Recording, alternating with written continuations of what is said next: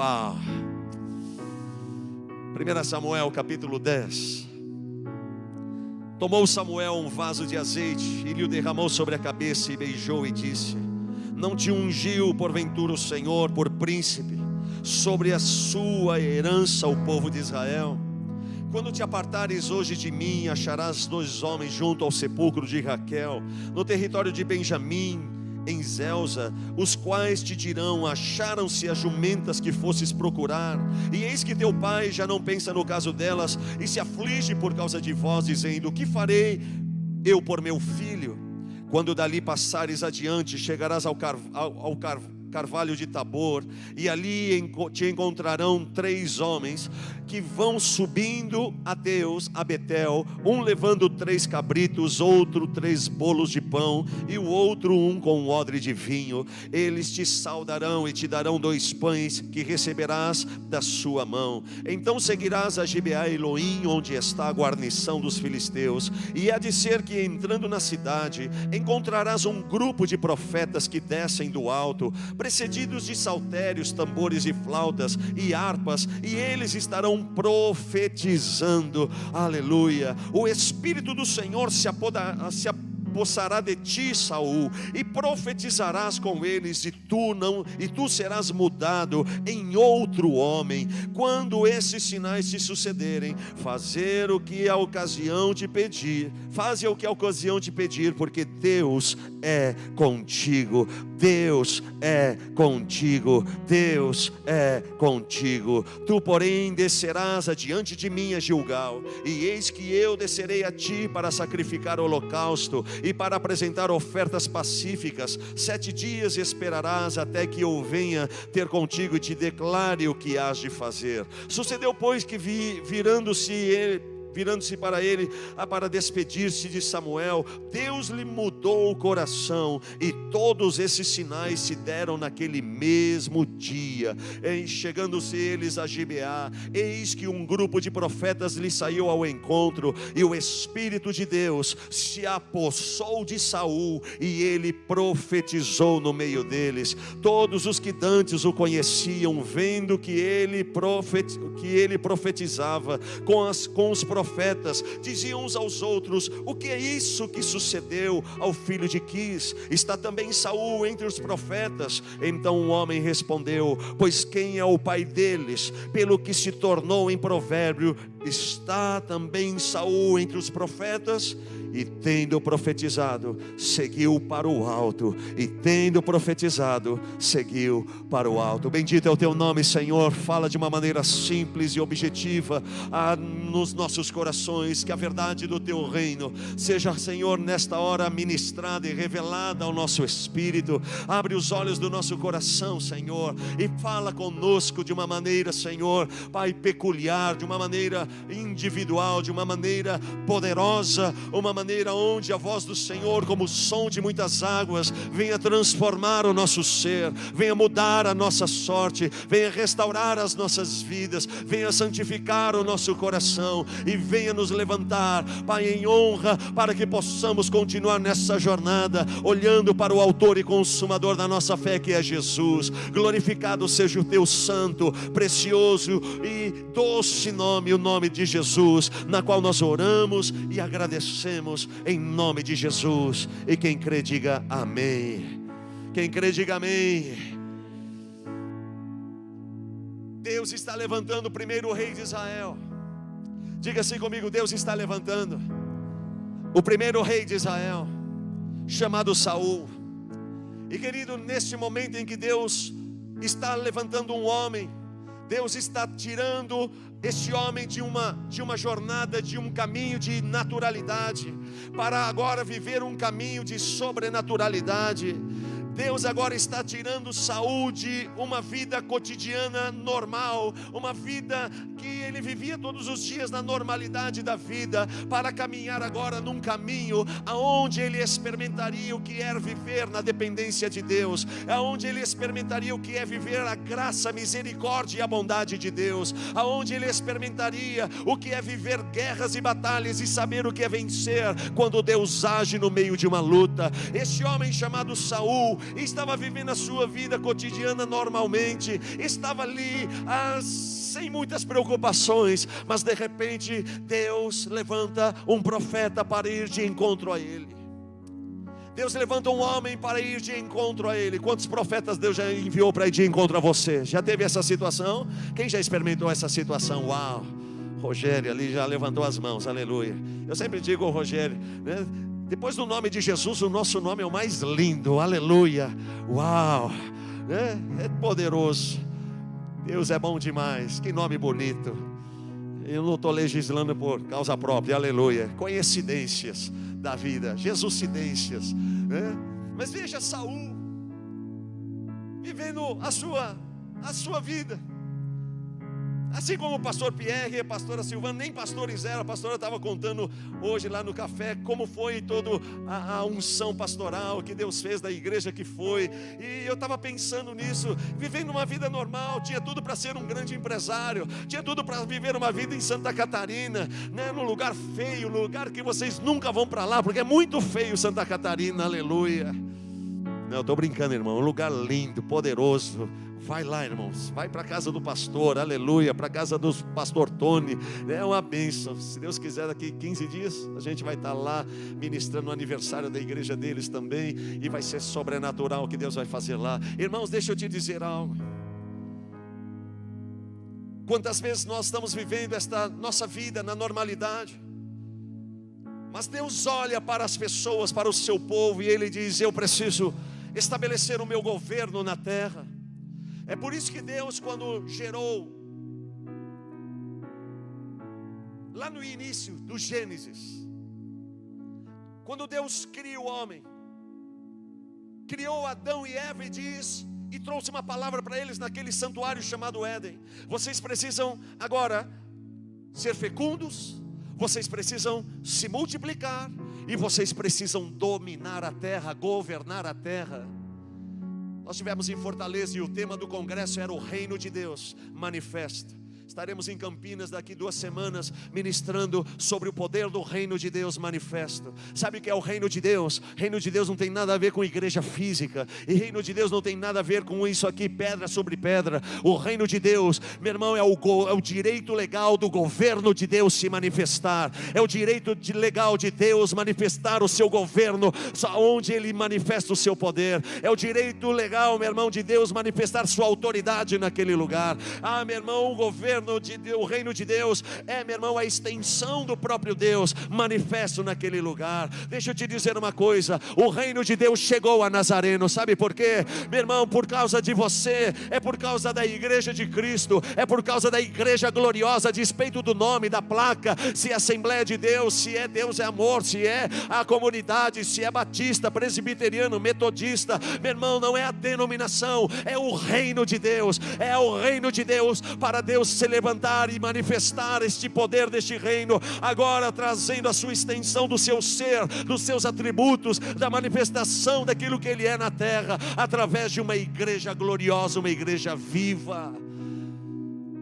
E Deus diz: olha, eu preciso levantar pessoas, igrejas vivas, tabernáculos vivos, para que esse reino de Deus se manifeste, para que esse reino de Deus venha a ser operado de uma maneira poderosa.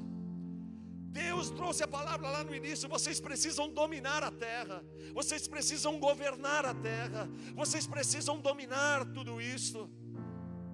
E a igreja tem esse papel.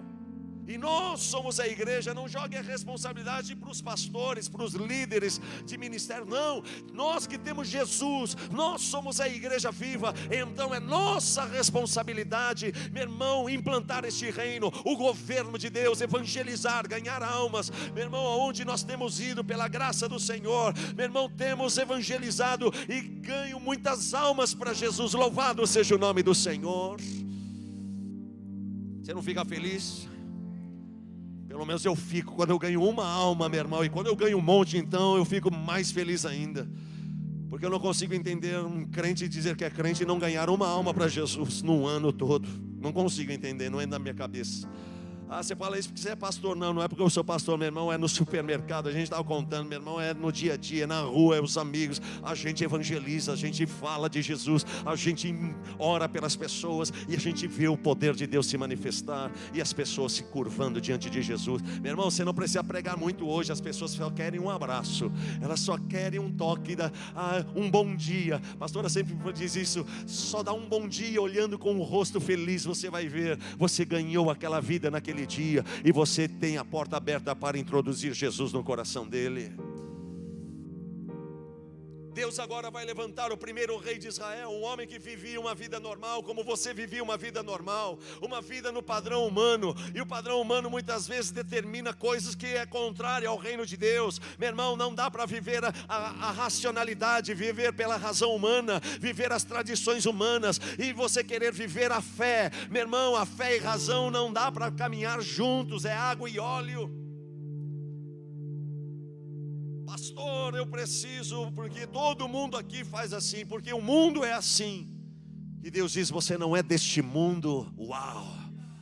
Você é embaixador de Cristo na terra. A minha pátria e a sua pátria celestial é nos céus. Nós estamos aqui de passagem, como embaixadores. O que é um embaixador? Um representante de um reino, representante de um país, representante de algo e alguém. Meu irmão, nós estamos aqui, não sou eu que estou dizendo, a palavra de Deus que está dizendo que somos embaixadores, representantes de um reino. Meu irmão, estamos de passagem aqui, não é, meu irmão, para as coisas deste mundo. Nós estamos aqui, meu irmão, para implantar o reino de Deus, o governo de Deus. Ah, meu irmão, os atributos de Deus se manifestarem em nós e através de nós. Aleluia. Saul está, meu irmão, talvez lá trabalhando, ganhando dinheiro. Pastor Pierre estava 18 anos atrás, lá um pouco antes até, trabalhando, 30 anos atrás, trabalhando, vivendo sua vida sossegado. Assim como Deus enviou um profeta, Deus enviou profetas.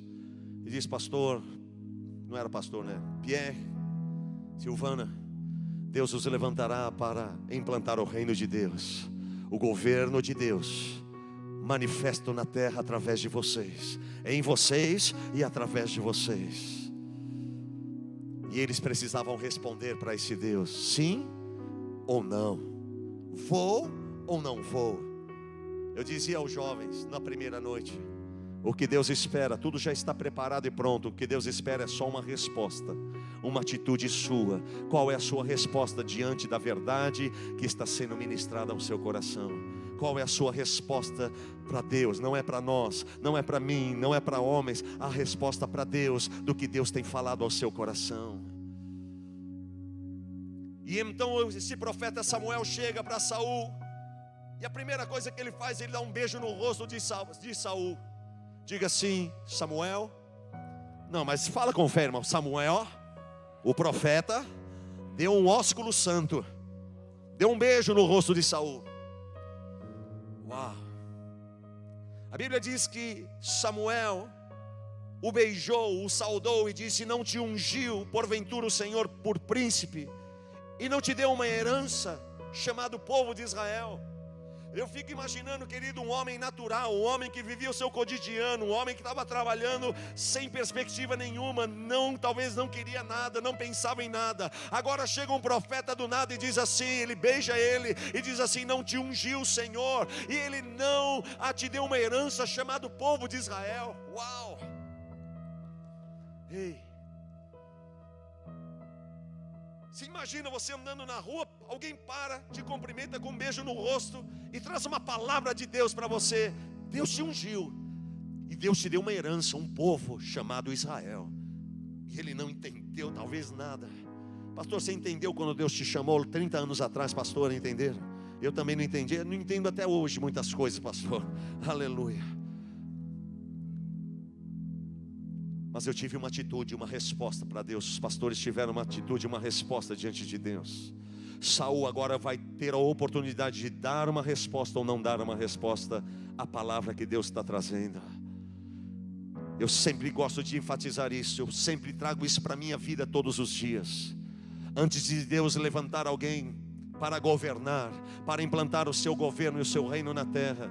Querido, Deus vai trazer a restauração da identidade, quem eu sou em Jesus, quem eu sou em Cristo Jesus. Sabe o que falta para a igreja de Jesus? Saber quem ela é em Cristo Jesus, porque se essa igreja sabe quem eu sou em Cristo Jesus, eu sei que em Jesus eu estou salvo, eu sei que eu estou em Cristo perdoado dos meus pecados, eu sei que em Jesus o meu nome está escrito no livro da vida, eu sei que em Jesus a graça de Cristo me basta, eu sei que em Cristo Jesus eu sou lavado, redimido e justificado no sangue do Cordeiro, eu sei que em Cristo Jesus eu sou mais que vencedor, eu sei que em Cristo Jesus o inimigo não prospera, eu sei que em Cristo Jesus 1000 caem ao meu lado, à minha direita, 10.000 e eu não sou atingido. Meu irmão, em Cristo Jesus eu sei a autoridade que Jesus me deu para, meu irmão, exercer contra os demônios. Eu sei em Cristo Jesus quem eu sou, e eu sei o lugar do diabo e os demônios que é debaixo dos meus pés.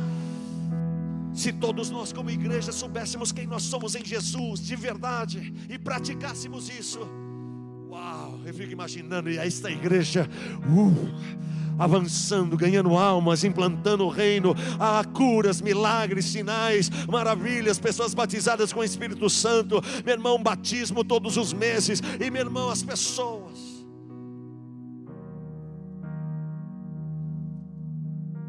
recebe isso no teu espírito. Deus jamais estabelece um propósito sem antes restaurar uma identidade.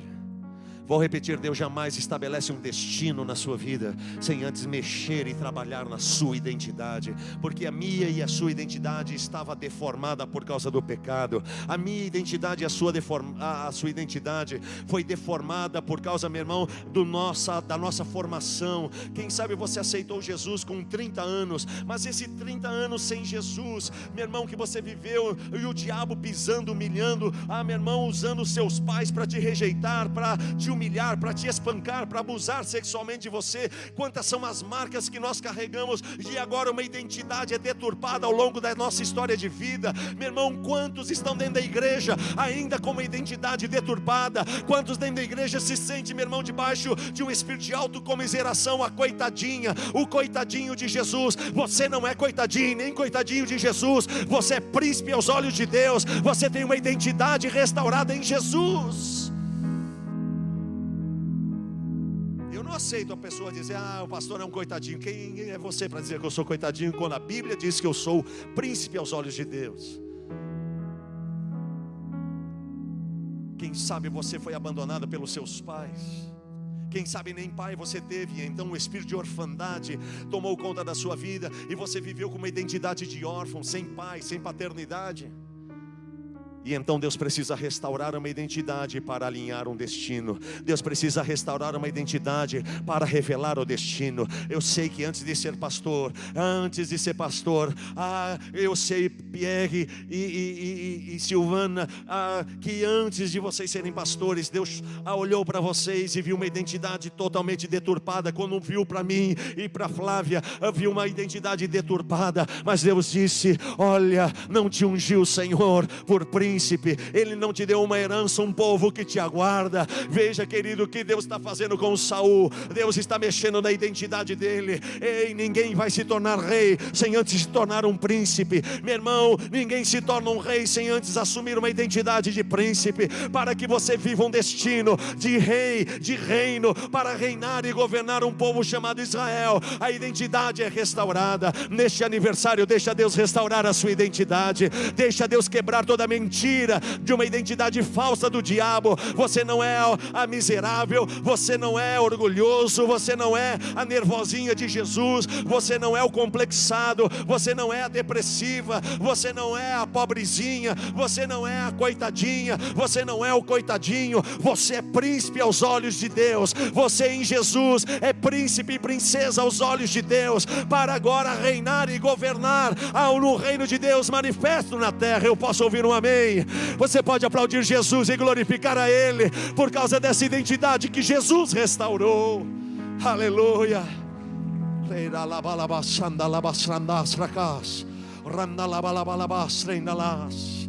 Aleluias.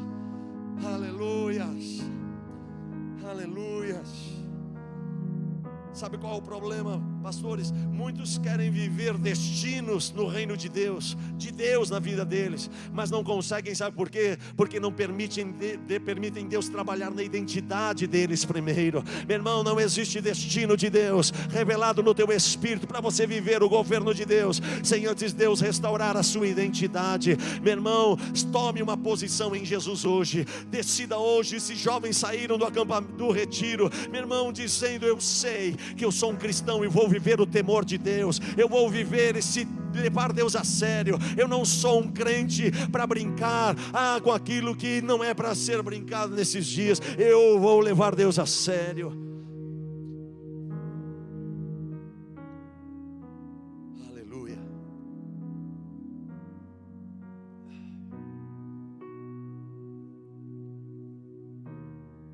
20 anos de igreja, uma identidade totalmente ferida. Por isso o destino e o propósito de Deus não acontece na vida dessa pessoa, porque a identidade continua ainda deturpada e precisa ser restaurada. Deus chega para um homem natural chamado Saul e diz: você é um príncipe, porque Deus já te ungiu. Não, mas ninguém derramou óleo sobre mim. Mas você não precisa ver para crer, você precisa crer para ver acontecer. É o contrário. Você não precisa ver para crer, você precisa crer e então você vai ver acontecer. E é assim que eu aprendi, e Flávia e nós vivemos, pela fé. E é assim que nós aprendemos a viver: crer e experimentar. Ontem à noite ministramos: o temor de Deus está fundamentado em mais 2 fundamentos, chamado fé e obediência. Por isso Abraão viveu o que viveu, aquela experiência com Isaac. Primeira vez que aparece a palavra adoração na Bíblia, Salmo 20, em Gênesis 22. Abraão, sim, Senhor, eis-me aqui, eu quero o teu filho, teu único filho Isaac, vai sacrificar ele. E meu irmão, você perdeu ontem à noite o culto, não vou repetir tudo, mas eu quero deixar um princípio para você. Chega no final que ele levanta o altar, coloca o filho Isaac para ser sacrificado, ele levanta a faca para matar o filho. Meu irmão, olha o nível de obediência de Abraão, de um homem chamado Abraão. Ele não estava entendendo nada, porque sabia que Deus abominava sacrifícios de homens e de crianças, mas ele está num nível de fé, de obediência. Ele diz: eu creio, meu irmão, não está escrito, mas eu creio que Abraão cria, meu irmão, que se ele matasse Isaac, Deus o ressuscitaria, porque Deus não era o Deus de morte. Meu irmão, a fé e a obediência, o nível estava fundamentado no que? No temor deste homem a Deus. Tanto é que quando ele levanta a faca, brada dos céus: Abraão, Abraão, não faça isso, porque agora eu sei que tu me temes. Você me leva a sério, você me obedeceu nesses 3 dias, você não questionou, você não parou, você não largou, você andou de fé em fé, de glória em glória, até eu ver as suas mãos erguidas. Agora eu sei que tu me temes. O temor está aí, junto com a fé e a obediência. Uau! O que o irmão falou ontem à noite foi poderoso, aleluia. Isso só foi um relance para você experimentar o que aconteceu no retiro. Aleluia. Deus está alinhando a identidade de um homem chamado Saul. Sabe o que aconteceu, querido?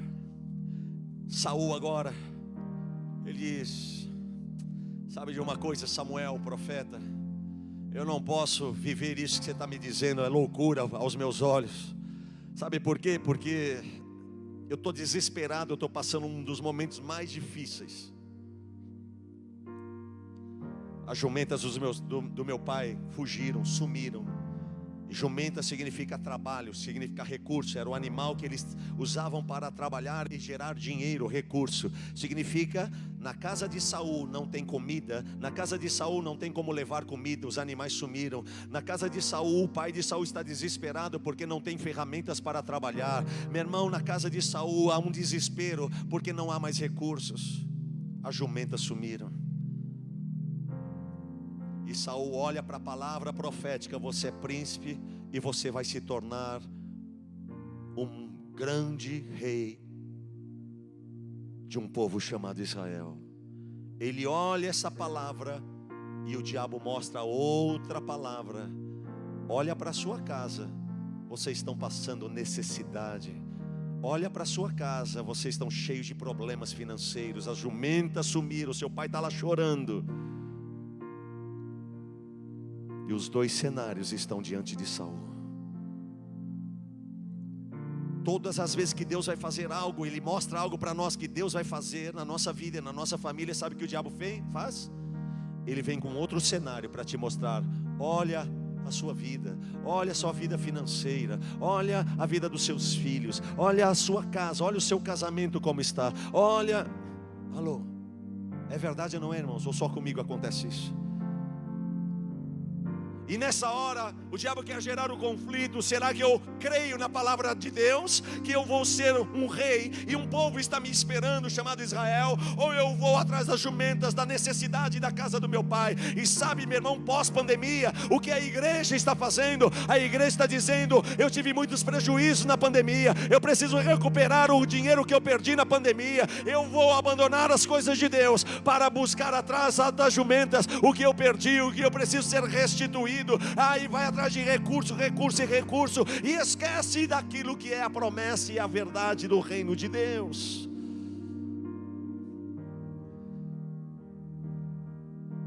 Eu não sei porque o pastor Pierre insiste em me convidar aqui, aleluia. Ele não desiste, irmão. Eu também não desisto dele. É um grande amigo que eu tenho, que Deus me deu. E me deu no meio de uma escassez de gasolina, aleluia. Ninguém tinha como, eu não tinha como ir embora de São João del Rei. Eu tinha que ir embora, tinha uma viagem para pregar fora, eu tinha que ir para São Paulo e ninguém tinha gasolina no carro. E aí chega o pastor dizendo: eu posso levar o pastor lá na rodoviária, eu tenho diesel. Uau! Eu só dizia uau, aleluia. Mas eu mal sabia que não era apenas uma carona, porque Deus alinha propósitos e destinos no meio da adversidade, da calamidade, da falta de gasolina. Meu irmão, Deus alinha propósitos que Ele já está vendo lá na frente o que vai acontecer. Eles uma bênção na minha vida e de pastora Flávia, e nós podemos servir na simplicidade o reino de Deus, a vida deles. É uma família que nós oramos constantemente por eles. Estamos sempre com os nossos joelhos dobrados, aonde eu e Flávia não tomamos o nosso café da manhã sem termos o nosso tempo com Deus de clamor e intercessão. E eles são alvos, esta família é alvo da nossa oração. Vocês são alvos da nossa oração, da nossa intercessão, clamando por esta igreja, pelas famílias desta igreja, para que Deus os abençoe e os guarde em nome de Jesus. Você ama o pastor? A gente ama vocês em nome de Jesus. Agora Saul está prestes a obedecer a Deus, o profeta Samuel, ou obedecer aquilo que o diabo queria propor a ele. Vai atrás das jumentas. Deixa eu te dizer uma coisa: tem desertos áridos que nós enfrentamos, que não é o diabo que permite isso na nossa vida. Existem situações que adversas na nossa vida que a gente pensa que é o diabo, mas o diabo, meu irmão, nessa hora não tem poder. Sabe quem, na minha fé, simplicidade de fé e interpretação bíblica, o que eu creio, não foi o diabo que escondeu as jumentas na casa de Saul, na casa do seu pai. Foi o próprio Deus que escondeu, porque agora Deus quer levantar a vida dele, aleluia, né? Deus quer levantar a vida dele. Obrigado, querido. Deus quer levantar a vida daquele homem num propósito. Meu irmão, Deus quer levantar aquele homem numa posição de rei. Era só para você acordar e ver a posição que Deus está levantando ele, aleluia. É revelação, irmão. O anjo, não foi eu que toquei, o anjo derrubou, aleluia. Veja, Deus queria levantar ele numa posição de rei. E meu irmão, para aquele homem chamado Saul, para aquele que pudesse entender que era a hora dele responder: sim, Senhor, eu aceito esse desafio de me tornar o primeiro rei de Israel. Meu irmão, Deus precisava mexer em muitas coisas na casa dele. E meu irmão, talvez ele diz: olha o que o diabo está fazendo. E Deus diz: não é o diabo, sou eu que estou permitindo situações, ainda que você pensa que são adversas e vão te prejudicar, mas não vai faltar pão na sua casa, Saul. Nesse período eu não vou deixar faltar nada, porque a promessa das escrituras: não faltará o pão de cada dia, não faltará provisão. Ei, Saul, descansa. Eu escondi as jumentas, é para você sair de um nível natural e agora viver um nível de fé e crer que eu estou te chamando para reinar. Cutuca o irmão, fala: acho que essa palavra é para você, irmão. Cutuca mesmo, irmão, de verdade, cutuca ele, fala: é para você. Talvez você está dizendo: pastor, as lutas, as adversidades, os problemas que eu estou passando, meu casamento, meus filhos, minha família, a vida financeira, eu não sei quais são os conflitos, e você pensa que é o diabo, e não é o diabo. É apenas Deus alinhando o seu coração com aquilo que Ele quer da sua vida, o que Ele tem para você. É apenas Deus alinhando o seu destino em meio a circunstâncias adversas. Uau! Deixa eu te dizer uma coisa, olha para cá, eu já estou indo para o final. Quando Saul entendeu que Deus estava chamando, que o time de Deus, o kairos de Deus, o tempo perfeito de Deus era aquele. Preste atenção nisto. Quando Saul entende que aquele é o momento dele se tornar rei, e ele ouve o profeta e deixa de ouvir o diabo, sabe o que acontece? Quando ele diz: sim, Senhor, se o Senhor me ungiu como rei, se o Senhor hoje me vê como príncipe, e o Senhor tem um povo que me espera chamado Israel, eu respondo sim ao Senhor. Sabe o que acontece logo em seguida? As jumentas aparecem. Agora que as jumentas aparecem, Saul olha e diz: uau! Não está na Bíblia, está na minha Bíblia rogeriana, aleluia. Saul diz: uau! As jumentas apareceram do nada. Alô? As jumentas chegaram. E o servo de Saul chegou e disse: Saul, faz o seguinte, vamos sair correndo e levar as jumentas para o seu pai. O seu pai está desesperado para que volte a trabalhar com as jumentas. E meu irmão, sabe o que Saul disse? Por favor, você leve as jumentas para o meu pai. Uau! Eu entendi que a partir de agora não tem como voltar atrás. Eu preciso continuar seguindo o profeta e a palavra profética liberada sobre a minha vida. Quantos de nós dissemos sim para o Senhor um dia, mas quando a prosperidade chegou, as portas se abriram, coisas começaram a acontecer no trabalho, recursos, dinheiro, sabe o que a gente fez? Deixamos aquilo que Deus tinha falado, e a gente disse: eis-me aqui, e começamos a correr atrás daquilo que é a nossa satisfação própria, o nosso eu. Deixa eu te dizer algo. O profeta disse a ele: você vai encontrar as jumentas, e você vai escolher ir para o seu pai. Ele diz: não, eu quero continuar nessa jornada. E sabe o que acontece? O profeta disse: você vai passar pelo deserto chamado Tabor. Você vai passar por um lugar chamado Tabor. E esse lugar você vai ser saudado por 3 homens. Esses 3 homens, um vai trazer cabritos, cordeiro, o outro vai trazer bolo e o outro vai trazer vinho. A palavra Tabor significa deserto árido, e ela vem da raiz da palavra taber, que significa fragilidade. Deus agora leva um homem natural chamado Saul, que iria se tornar rei, para um lugar de deserto, onde, meu irmão, ele estaria reconhecendo a sua fragilidade. Ele estaria na escola do Espírito Santo, aprendendo como depender de Deus, e saber que Deus supriria ele em todos os momentos, com cordeiros, com bolos e com vinho. Eu vim aqui profetizar sobre esta igreja em nome de Jesus. Não me importa os desertos que vocês passaram, não importa nesses 18 anos os desertos áridos que vocês enfrentaram. E eu estou falando com você, sua família, a sua casa. Não importa os desertos que vocês estão enfrentando hoje, Deus vai enviar anjos que vão trazer cordeiros, vão trazer bolos e vão trazer o vinho para vocês. Não faltará no deserto a saudação, meu irmão, a manifestação dos servos do Senhor, dos anjos do Senhor, meu irmão, trazendo algo a entregar a vocês. Esse cordeiro, meu irmão, tipifica a oferta que era colocada no sacrifício do altar para adorar a Deus. Deixa eu te dizer, meu irmão, Deus vai trazer recursos aonde o nome de Deus será louvado na sua vida. Quando você receber esses recursos, deixa eu te dizer e profetizar esta palavra: comunidade cristã Nazareno, vocês receberão cordeiros de Deus nesse próximo ciclo de maturidade. Cordeiros de Deus liberados sobre as famílias desta igreja, aonde recursos virão coração em nome de Jesus, aonde Deus será glorificado pelo seu testemunho, dizendo: Deus fez isso na minha vida, ainda no deserto que eu estou passando, eu fui saudado por algo que Deus fez na minha vida, e agora eu posso louvá-lo, eu posso agradecê-lo, eu posso testemunhar, e Deus será exaltado. É no deserto que Deus vai trazer os bolos, Deus vai trazer o pão. Meu irmão, deixa eu te dizer uma coisa: a palavra de Deus é o pão diário que nós precisamos nos alimentar, é o bolo diário que nós precisamos comer. Eu profetizo sobre esta igreja, nesses próximos anos, nesse ciclo novo, meu irmão, de maturidade aos 18 anos, meu irmão, haverá pão novo, haverá bolo novo, haverá revelação nova, haverá, meu irmão, palavras novas, haverá manifestação do poder destas palavras, haverá, meu irmão, a visão aberta daquilo que Deus tem a cada dia para vocês, em nome de Jesus. É nesse ciclo, não importa se no deserto, Deus vai enviar anjos nesta igreja para trazer vinho.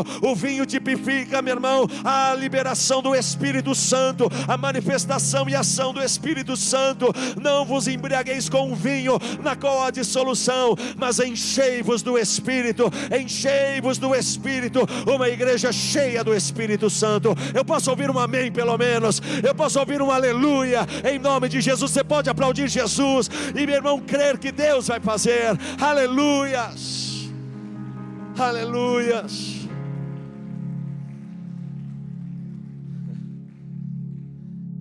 Uau.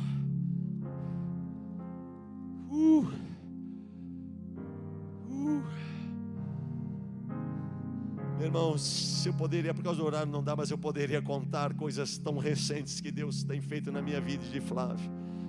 Como Deus traz no meio de desertos manifestações dos céus na nossa vida, em todas as áreas. Não estou dizendo só financeiramente, materialmente, mas em todas as áreas. Não importa o deserto, Deus vai fazer. E sabe o que acontece nesta hora? Onde Saul agora está sendo trabalhado, forjado num deserto. E, meu irmão, neste deserto ele é saudado por esses homens. Aprenda esse princípio: quem não te sauda, te ignora e te menospreza. Uau! Quem não te sauda significa quem não te reconhece, quem não te abraça, quem não te dá um beijo no rosto, um ósculo santo, ele vai te ignorar, ele vai te menosprezar. É Deus quem está saudando Saul naquele deserto, para que ele soubesse que Deus jamais iria ignorar a Saul e menosprezar o reinado de Saul.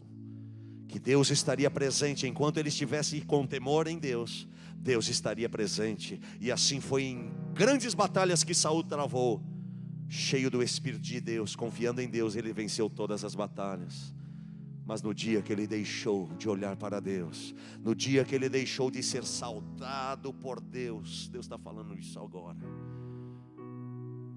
foi o momento da sua queda, onde ele tentou vencer os inimigos na força do braço, se cansou, quase ficou louco, e o final dele foi trágico com aquelas feiticeiras. Meu irmão, deixa eu te dizer algo: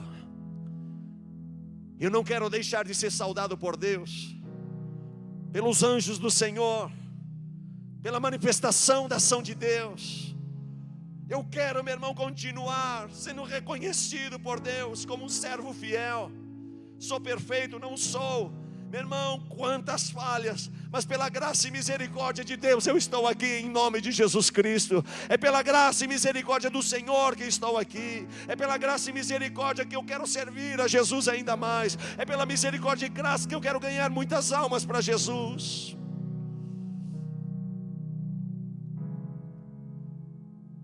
Quando uma pessoa te sauda,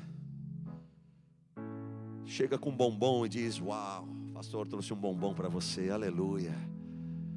Ela está te saudando, te honrando. O Guilherme chegou lá no retiro com um saco de sonho de valsa. Eu falei: uau, meu Deus.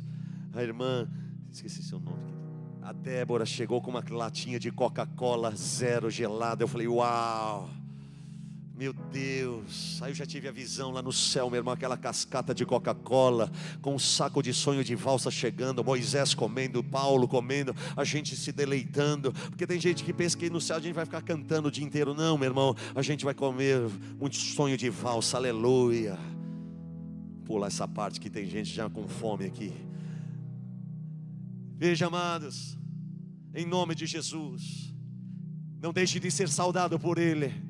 Porque enquanto Ele te sauda, Ele te reconhece. Aqueles que te saudam reconhecem a autoridade, a unção que está sobre você. Quando Samuel beijou com o ósculo santo Saul, naquele primeiro momento, ele estava saudando a Saul. E significa um profeta reconhecendo o futuro rei de Israel. É quem Deus está escolhendo e ungindo.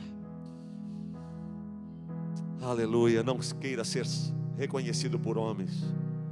Aquela canção, eu não preciso ser reconhecido por ninguém. A minha glória é fazer com que conheçam a Ti. Nós não precisamos de aplausos, nós não precisamos ser reconhecidos por ninguém. Nós não precisamos, meu irmão, de aplausos humanos, não. Nós precisamos ser saudados por Ele. Onde Ele diz, eu reconheço a unção que está sobre você, que eu derramei, a autoridade que está sobre ti, ao chamado que eu trouxe a você, e você respondeu sim.